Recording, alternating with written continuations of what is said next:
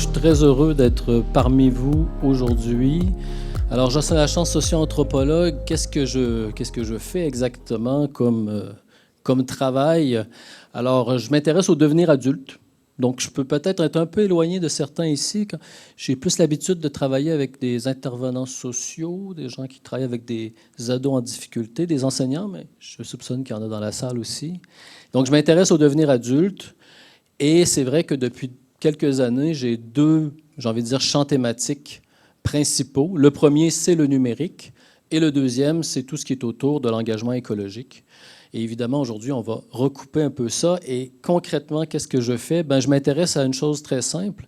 Je m'intéresse au sens. Je m'intéresse au sens que les jeunes donnent à leur comportement. Donc, qu'est-ce qu'on fait? Pour ceux qui connaissent bien la recherche, eh bien, on fait des entretiens, on fait des focus group, on rencontre des jeunes et on se pose juste la question, mais qu'est-ce qu'ils en disent, eux, de leur point de vue? Et comme vous le savez, que ce soit la thématique du numérique, des images très médiatiques, ou que ce soit la question de l'engagement chez les jeunes, il y a toujours une tendance chez les adultes à très rapidement à imaginer pour les jeunes, alors que ce qu'on propose la plupart du temps dans ce genre d'intervention, c'est de faire peut-être un pas de côté, de se dire, mais qu'est-ce qui se joue en fait? Qu'est-ce qui se joue en arrière-plan? Qu'est-ce que les jeunes en pensent eux-mêmes? Et donc, vous imaginez bien le type de recherche qu'on mène. Vous le voyez un petit peu à travers les ouvrages, mais je le dis parce que des fois, ça peut aussi rencontrer des sensibilités actuelles. Actuellement, on est sur des enquêtes, par exemple, sur les photos à caractère intime, ce qu'on appelle les nudes entre les jeunes. On s'est intéressé aux parents pour savoir qu'est-ce qu'ils pensaient des interdictions des réseaux sociaux au moins de 15 ans, parce que beaucoup de gens pensent à la place des parents actuellement que ça devrait être bien ou pas bien. Donc, on était voir, eux, qu'est-ce qu'ils en pensaient, comment ils vivaient les choses. On va mener aussi des enquêtes sur le risque, etc. Mais aussi, je travaille, par exemple, avec une association d'éducation relative à l'environnement sur l'éco-anxiété ou sur comment ne pas, j'ai envie de dire, partager des informations cruciales sur les enjeux environnementaux sans faire peur. Une question que je pense que plusieurs d'entre vous peut-être vous posez. Donc, vous voyez un petit peu le genre de travail qu'on fait. Et aujourd'hui, je vais me permettre de vous donner quelques éléments qui me semblent importants de partager sur cette thématique, voilà, du rôle des images à l'ère des enjeux environnementaux. Alors, je vais parler de deux recherches en particulier qu'on a fait et je vais vous donner des résultats en particulier. La première, elle est liée au bouquin que vous voyez sur les grandir inquiets à l'ère des réseaux sociaux. Parce qu'il y a quelques années, comme vous le savez, il y a eu une crise qui s'appelle la crise sanitaire, le COVID, et tous les chiffres de santé mentale de la jeunesse en France, mais aussi au Québec, par exemple, ont montré quand même que voilà, la jeunesse n'allait pas bien. En tout cas, les indicateurs quantitatifs montrent que la souffrance serait du moins en augmentation. Et donc, on s'est posé la question, mais au lieu de pathologiser et au lieu de se dire, voilà, c'est la faute aux enjeux environnementaux ou la faute de la question géopolitique, etc., on va juste aller voir, on va essayer de voir un peu, on va rentrer dans leur univers pour voir, mais finalement, comment se forment leurs inquiétudes?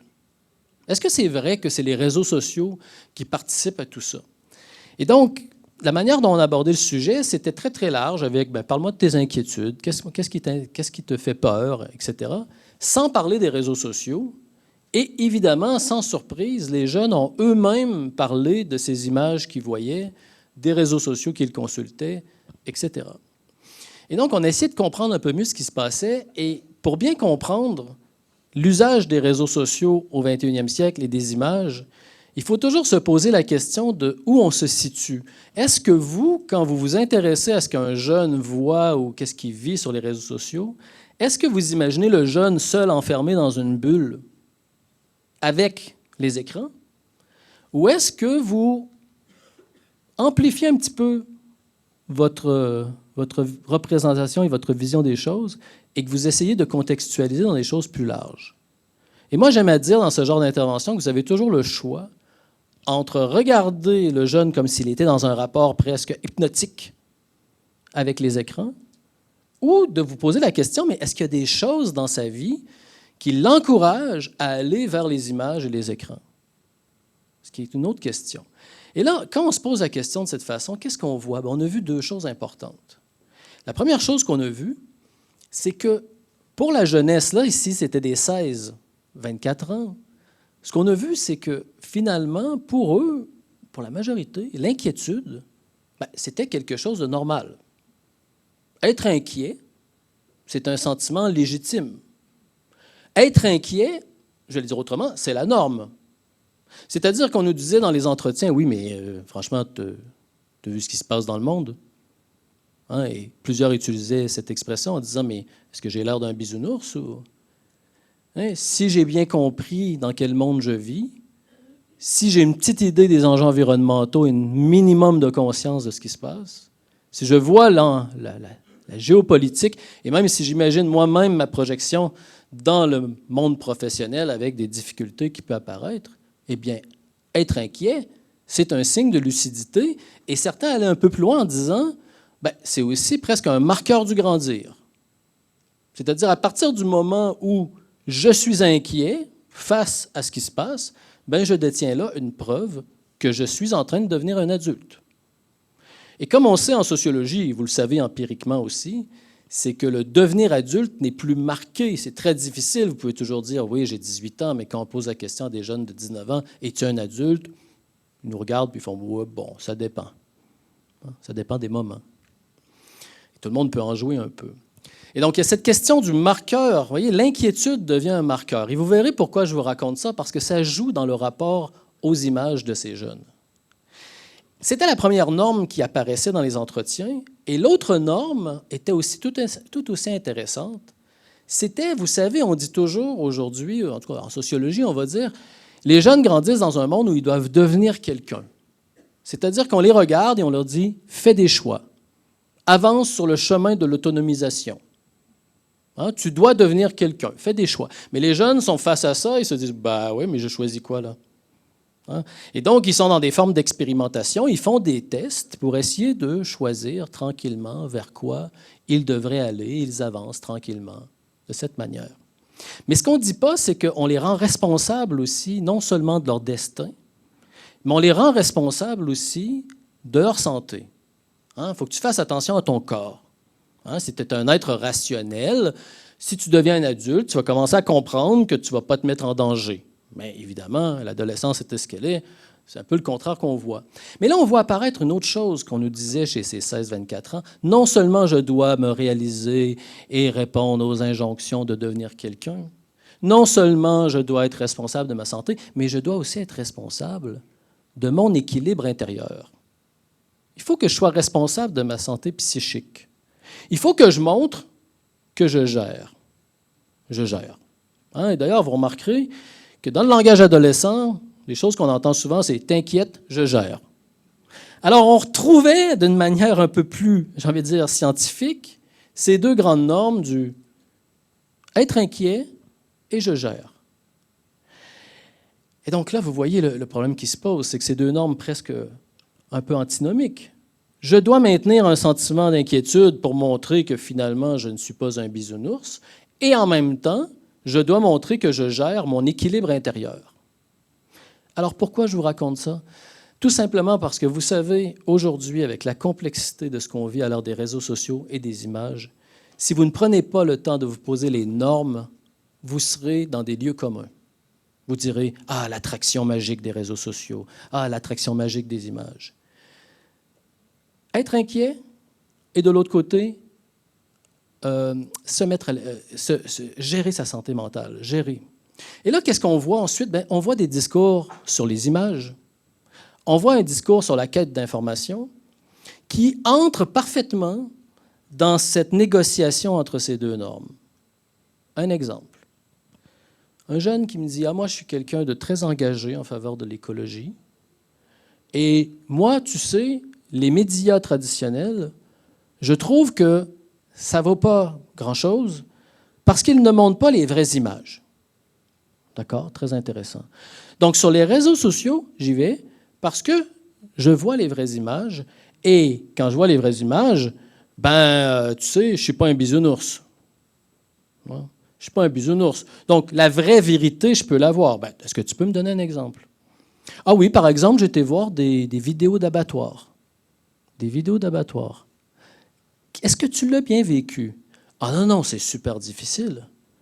Ah non, non, c'est très, très difficile. Même il y en a certaines que je n'ai pas vues jusqu'au bout. Et là, vous voyez, il y a un premier rapport aux images qui est intéressant, c'est qu'on le voit dans différents exemples. C'est que finalement, on voit qu'au nom de la quête de l'information véritable, au nom du fait où je peux rester inquiet, même je dois rester inquiet parce que c'est un marqueur du grandir, je dois accéder à une certaine forme de vérité et même au risque de m'infliger une violence psychique. Hein, parce que dans cet exemple, le jeune reconnaît lui-même qu'il y a un impact. Et ensuite, on pose des questions. Est-ce que tu y penses souvent? Ah oui, ça m'est quand même arrivé de me réveiller la nuit, d'y repenser, etc., etc. Et là, vous voyez, si on n'a pas accès à ces contextes normatifs, eh bien là, on a du mal à comprendre pourquoi il y a des discours de justification de ce type dans un rapport aux images. Alors, je vois la vérité des images au risque de m'infliger une violence psychique. Et en plus, l'avantage dans ces moments, entre guillemets, c'est quoi? C'est que finalement, même si je vois des images violentes, même si je vois la vérité de l'image, même si je vois des choses difficiles, je gère. Et donc, qu'est-ce que je veux dire? C'est qu'on voit se développer parfois un discours chez certains jeunes où le fait de voir des images violentes ou difficiles sont finalement associés à des formes de mise à l'épreuve. Je mets à l'épreuve ma capacité de montrer que je maîtrise mon équilibre intérieur, et chaque fois que je scrolle et que je tombe sur une autre image difficile, ben, je vis quelque chose de difficile, mais je vois la vraie vérité de l'image et en même temps, je me prouve à moi-même que je gère. Et donc là, on rentre dans un rapport, vous voyez, particulier aux réseaux sociaux et à l'information. Et ça permet d'ailleurs d'expliquer en partie pourquoi des jeunes qui abandonnent, vous savez, cette logique d'exposition qu'on connaît très bien chez les jeunes ados. Je m'expose, un petit like, je m'expose une petite flamme, je m'expose un petit commentaire, qui est une logique adolescente, et qu'on voit des jeunes nous dire « j'abandonne cette logique », des vieux ados, des jeunes adultes, pour aller vers une autre logique d'attachement qui est autour beaucoup plus de l'information, comme je suis en train de le décrire. Alors, un rapport aux images qui est importante avec cette notion, cette en tout cas, idée importante de l'émotion. Quel est le rapport aux émotions dans ce genre de description? Alors, qu'est-ce qu'on voit? Vous savez, en sociologie, il y a beaucoup d'analystes qui vont dire, par exemple, Eva Illouz en fait partie, qui vont dire ceci. L'émotion a changé de statut dans les sociétés contemporaines. Alors, qu'est-ce qu'elle dit? Eva Illouz, elle dit, finalement, l'émotion est devenue performative. Alors, qu'est-ce que ça veut dire? L'émotion est devenue performative. Alors, on va résumer de la façon suivante. Elle nous dit, lorsqu'on vit une émotion, nous, êtres humains rationnels, nous sommes face, par exemple, à un contenu. On voit des images de guerre. Et on vit une émotion. Et Eva Illouz va nous dire, elle est performative, cette émotion, parce qu'au fond, on peut la regarder et se dire, ah oui, là, je suis en train de ressentir de la tristesse. Ah oui, hein, je ressens de la colère. Et à ce moment-là, se dire que finalement, l'émotion que je vis vient confirmer une idée de qui je crois être. Je vis cette émotion, je suis triste, ah bien, je suis empathique envers ces pauvres victimes. Mais vous pourrez aussi peut-être dire que ça correspond concrètement à une idée politique que vous faites de la situation. Vous pouvez prendre l'émotion et la prendre pour une preuve envers vous-même de qui vous croyez être. C'est la dimension performative de l'émotion et selon Illouz, on est de plus en plus dans ce registre. Alors, qu'est-ce qu'on voit? Bien, on voit dans les entretiens ce genre d'exemple. Restons sur notre thématique d'aujourd'hui. Jeune militant écologiste qui me dit « Ah, mais moi, ce que j'adore, en fait, sur mon compte TikTok, c'est de cliquer sur des images qui renvoient du contenu d'extrême droite. » D'accord, très intéressant. Pourquoi? Ah, parce que ça me met en colère. Très bien. Alors là, il part sur un discours en disant « Mais tu sais, ces conneries sur l'éco-anxiété, des fois on fait le lien entre... Mais c'est pas ça. » Il dit « Moi, mon identité de militant, c'est la colère. Et quand je clique et que je vois des contenus comme ça d'extrême droite, ben, ça ravive la colère. » Et je dis « Mais tu fais ça souvent? » Ben, il dit « J'ai pas besoin. » parce que l'algorithme compris. Et donc, il me renvoie périodiquement du contenu qui me refait vivre cette colère. Alors, qu'est-ce que je suis en train de vous dire? Je suis en train de vous dire que, finalement, ce que Eva Illouz dit du caractère performatif de l'émotion fonctionne encore plus à l'ère du scrolling, puisque, finalement, vous pouvez en permanence revivre des émotions qui, potentiellement, vont être lues par vous-même comme des confirmations de qui vous croyez être et de votre identité profonde. Autrement dit, vous avez une preuve qui maintient dans le temps le sentiment de votre identité. Est-ce que c'est un problème? Je ne sais pas, mais une chose est sûre, c'est que si vous êtes un individu et que c'est la seule manière que vous avez de conserver dans le temps le sentiment de votre identité, vous comprenez que ça peut devenir problématique, d'autant plus que là, je vous parle de l'identité d'un militant écologiste, OK? Mais on pourrait parler de d'autres types d'identités. Par exemple, des identités de genre. Certaines identités de genre, par exemple. Et donc, cette dimension du rapport performatif à l'émotion vécue explique aussi en particulier le rapport d'attachement, j'évite d'employer addiction, d'attachement au scrolling et aux réseaux sociaux. Parce qu'en plus, ce qui est intéressant pour ce jeune, c'est que non seulement il vit des émotions un peu difficiles, mais il me rappelle quand même qu'il ne voit pas que ce type de contenu et qu'il ne vit pas que ce type d'émotion, puisqu'au travers, il y a d'autres images qui renvoient à son petit côté un peu plus foufou, humoristique, 5e degré, qui lui permet de continuer de pouvoir vivre ces émotions difficiles dans le temps. Donc, on est dans des formes de régulation. Et donc, vous savez, souvent, on va dire, oui, mais les images à l'heure des réseaux sociaux, c'est aller voir des images difficiles, aller voir des choses bêtes, etc. En fait, ce qu'on voit, non, c'est pas ça. C'est en fait s'adapter à une atmosphère émotionnelle qui permet de vivre des bénéfices sur le registre de l'identité. C'est-à-dire que ça apporte quelque chose, ça vient nourrir quelque chose de la formation d'identité dans un moment où il y a de l'incertitude collective, mais aussi, vous l'avez compris, individuelle. Alors, tout ceci serait simple si en plus il n'y avait pas cet effet de surresponsabilisation des individus qui s'ajoute à cette question des réseaux sociaux. Alors, on est plus sur les paradoxes de l'engagement.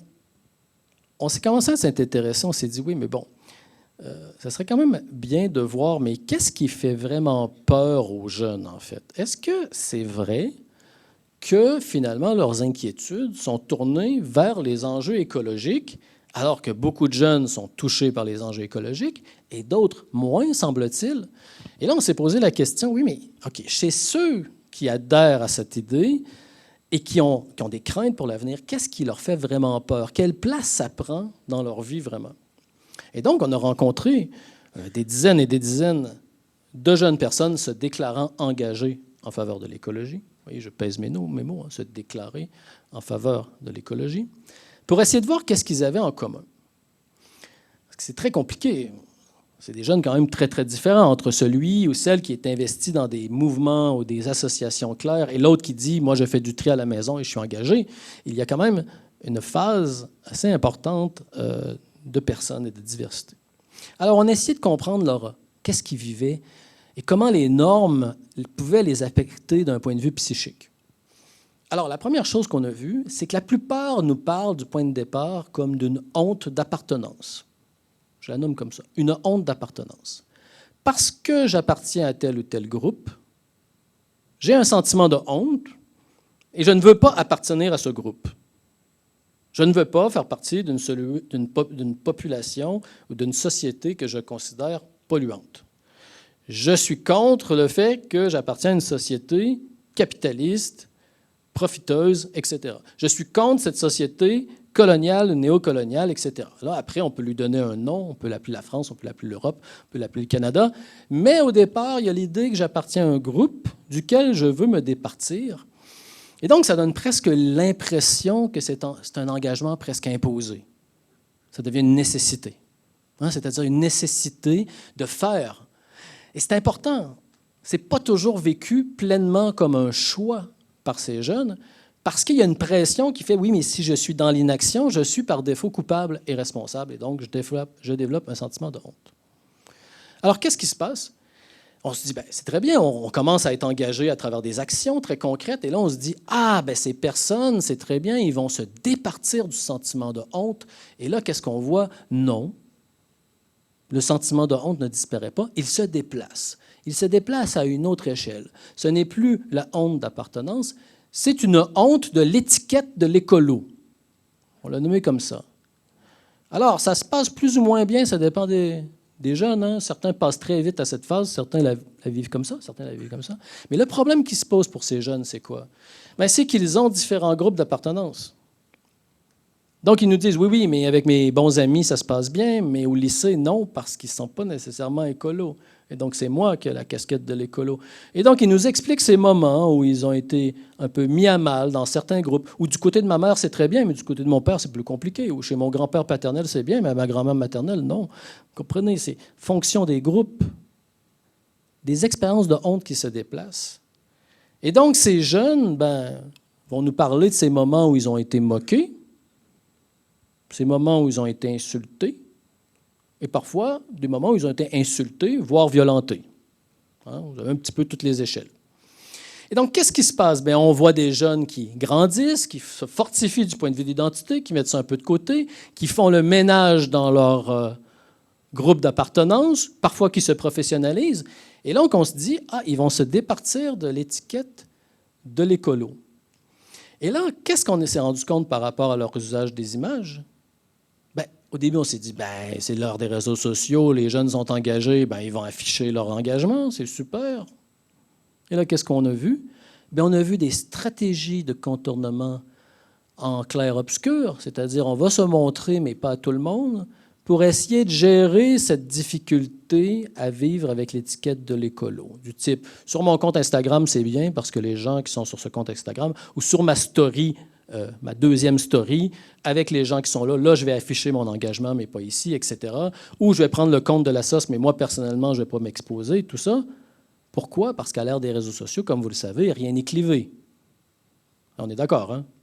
Si vous faites partie encore de ceux qui pensaient que tout est clivé, il y a un petit problème, parce que le problème, c'est le contraire. C'est comment avoir des espaces de visibilité et ensuite expliquer la cohérence aux autres. Et quand vous arrivez au lycée et que vous avez publié quelque chose et qu'on vous a vu, on vous dit « Oui, mais pourquoi tu as publié ça? Explique-moi, etc. » Et c'est vrai aussi pour l'engagement écologique. Et donc, qu'est-ce qu'on a vu? On a vu une gestion de l'image de soi pour échapper à cette contrainte normative de devoir en permanence ramener de la cohérence. Et donc, on s'est dit « la peur est en train de l'emporter. » Hein, c'est ça. La peur est en train de l'emporter au lieu des convictions. Et ça, on s'est rendu compte par la suite que même dans les classes, ça existe. Et je vous donne un exemple concret. Vous êtes éducateur relatif à l'environnement, vous sortez, vous dites « mais tout le monde s'en fout aujourd'hui, c'est bizarre. » Ou c'est pas bizarre, c'est souvent ce que je vis. Et en fait, vous regardez, et quand on rencontre les jeunes, on se rend compte que vers 13-14 ans, de cette manière, la question de l'affirmation genrée est tellement importante, et certains garçons, dans leur représentation, vont dire « Oui, mais si je dis que je suis pour l'écologie, je suis en train de dire que je suis du côté des filles. » Vous comprenez? Je ne dis pas que tous les garçons pensent ça, mais je dis que parfois, vous n'avez pas d'affichage de la conviction parce que d'autres enjeux liés à la formation d'identité viennent jouer. Autrement dit, l'affichage de soi ne nous dit pas grand-chose si on ne retourne pas au discours. Autrement dit, l'image trompeuse de la mise en scène de la conviction est trompeuse et très approximative à l'ère du numérique, du fait de ces enjeux. Alors, évidemment, ils grandissent et les plus âgés, ils nous parlent un peu de l'étiquette de l'écolo comme quelque chose, comme un petit peu de nostalgie, des fois pas avec des bons souvenirs, pas toujours. Et là, on se dit, le sentiment de honte va disparaître. Mais non. Il se déplace encore à une autre échelle. On est parti de la honte d'appartenance, honte de l'étiquette, et là, c'est la honte qu'on connaît quand on est engagé, la honte de ne pas être à la hauteur de ses propres convictions. Et là, ce n'est pas le regard de l'autre qui crée la honte, c'est son propre regard sur soi-même. Et là, dans des entretiens, certains vont nous dire « Oui, j'ai eu mon premier emploi, et à chaque fois que je mets une nappe de papier sur la table, j'ai l'impression d'être un traître. » Vous en avez une qui raconte que quand elle marche sur le béton, elle habite en ville, qu'à chaque fois qu'elle marche sur le béton, elle raconte qu'elle se pose des questions. D'autres qui vous racontent qu'ils prennent une douche, à un moment du repos quand même, qu'ils prennent une douche et réfléchissent à est-ce qu'ils ne pourraient pas avoir un comportement encore plus éco-responsable, etc. Et qu'est-ce que je suis en train de vous dire? En fait, je suis en train de vous dire que le problème qui se pose à ces jeunes, c'est la gestion de la limite. Parce qu'en fait, il n'y a aucune limite. Il n'y a aucune limite potentielle. Donc, ils doivent se poser eux-mêmes la limite, mais le problème à l'adolescence, c'est que le rapport à la limite, il est très ambigu. Et donc, on voit des jeunes qui veulent se mettre des limites, et donc qui commencent à somatiser et à vivre parfois très mal leurs incohérences, jusqu'à produire des effets psychiques. Et donc, les limites, c'est quoi? C'est les limites temporelles. Est-ce que je m'arrête dans le temps? Est-ce que je prends une pause dans le temps? Est-ce que mon engagement s'arrête à un moment donné? Est-ce que je mets en pause mon questionnement? Et là, le problème qui se pose ici, le premier problème, c'est qu'on est dans un monde connecté. Et pour plusieurs jeunes de ces enquêtes, le fait de s'informer, d'aller chercher des informations, d'aller consulter des images, d'aller chercher de la vidéo, etc., toutes sortes d'informations, devient une forme d'engagement. Donc, autrement dit, vous pouvez passer par la consommation d'images pour vous donner le sentiment de continuer à vous engager. Or, les images, comme je l'ai dit, renvoient à un autre registre, comme je l'ai dit avant. Donc, les limites aussi de l'espace. Donc, est-ce que je vais m'inscrire dans 3 associations qui font trois choses en même temps le même samedi, un exemple? La question du rythme. On prépare une action importante, comme décrocher les portraits d'Emmanuel Macron, comme on nous a raconté en détail. Et je vis quelque chose de très, très intense, et là, tout d'un coup, boum, il n'y a plus rien. Comment je gère tout ça? Qu'est-ce que je veux dire? C'est que, qu'est-ce qu'on voit par la suite? On voit une chose importante, c'est qu'après les pratiques numériques, dans ce contexte, depuis la consommation d'images, l'usage d'images, dans ce contexte de plus en plus, moi je le vois bien, que les enquêtes qu'on fait année par année, sont de plus en plus parlées comme des formes de régulation du stress, des formes de régulation de l'angoisse. J'étais sur un jury de thèse sur Twitch, pour ceux qui connaissent Twitch. Twitch est parlé comme d'un cocon rassurant qui permet d'être en sécurité et d'être rassuré. L'enquête sur les nudes, c'est pareil. Je fais des photos de moi, je me regarde pour imaginer qu'est-ce que l'autre voit de moi avant de le rencontrer, etc. Sur le domaine, ici en particulier, je suis tellement stressé, je vais chez ChatGPT et je lui envoie des prompts du type « Montre-moi Paris après la Troisième Guerre mondiale ». Production d'images pour pouvoir gérer l'angoisse. Et donc, évidemment, dans tout ce cas-là, l'intelligence artificielle est probablement le meilleur exemple. Et je vais terminer cette conférence parce qu'on me dit qu'on est à la fin, avec une petite citation pour vous montrer à quel point que lorsqu'on n'est pas là pour accompagner des jeunes en détresse, eh bien, ce qui est devenu maintenant naturel, entre guillemets, de plus en plus, c'est d'aller, entre autres, vers les possibilités de régulation du stress et, entre autres, d'aller vers l'intelligence artificielle. Et je le dirai rapidement, l'intelligence artificielle, actuellement, dans nos enquêtes, montre que les jeunes l'utilisent par défaut. Ils l'utilisent quand ils n'ont pas d'autres moyens de parler des vrais sujets, dont ce qui les inquiète. Exemple, il y a 17 ans, quand je pose la question à d'autres personnes, ils donnent un avis biaisé par des émotions, quoi. Et je me dis qu'avec l'IA, ça peut permettre d'avoir un avis vraiment, un autre avis totalement différent de l'avis des autres. Des thématiques sur la mort, par exemple. Quand je demandais ça à mes potes, souvent ils ne voulaient pas répondre au juste, ils rigolaient Donc, je me suis dit, pourquoi pas poser ça à ChatGPT? Et la plupart des réponses qu'on a sur des sujets importants, que ce soit les angoisses qu'on pourrait qualifier d'environnementales, la peur de la mort en général, les questions liées à la sexualité, sont posées à l'intelligence artificielle, mais les réponses données par les jeunes, c'est « je l'ai fait parce que j'avais le sentiment de ne pas avoir accès à d'autres sources d'informations ». Je vous remercie pour votre attention.